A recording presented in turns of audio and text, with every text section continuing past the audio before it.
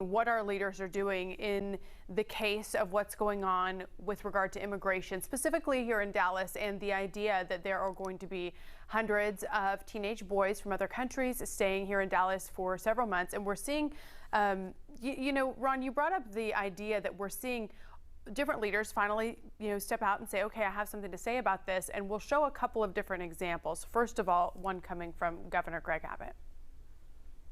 Texas is willing to step up and help out, but this is the Biden's administration responsibility. In part, immigration is always a federal responsibility. In part, it's the policies that have been adopted by the Biden administration that have escalated the number of children coming across the border, where the Biden administration has made it clear that if you are an unaccompanied child, you will be allowed to come into the United States. Now, for his part, President Biden does tell George Stephanopoulos in an upcoming exclusive interview that it needs to stop, and they're working on taking steps to stop it. But he also is compassionate to this idea that they're coming here because they're escaping inhumane situations. As it relates to the federal government, Jenny, I thought it was interesting that County Judge Clay Jenkins did, in fact, clarify that this is a federal project in a number of statements. Right. So let's share some of this. He says the federal government has leased space for a federal turnkey humanitarian operation. There will be some limited opportunities for volunteerism, ministry, and donation. And the statement goes on to say, I'll read the rest of it here. North Texas is a place of compassion, and I expect that will hold true for these children in their brief time here. People should not be afraid of the children. So he's again emphasizing these are children, these are minors, these are people here without their parents in this facility. And so it is such a different thing. And I noticed it was like he wanted to say, you guys, shut up. It's not even your money.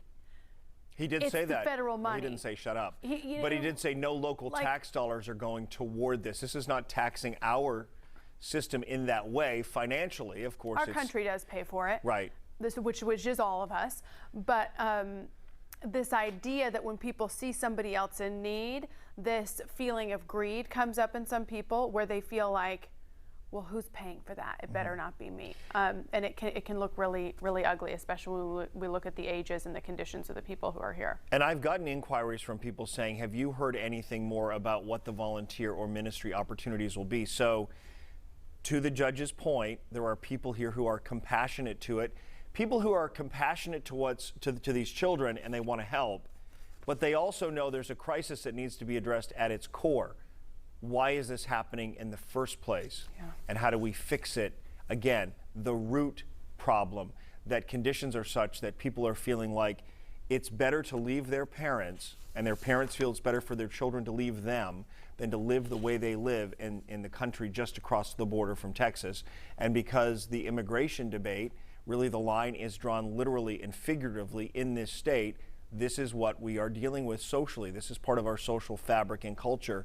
And I think some people need to understand that, I think, a little more, that because of where we are in this country, we do handle the majority of this in great part. So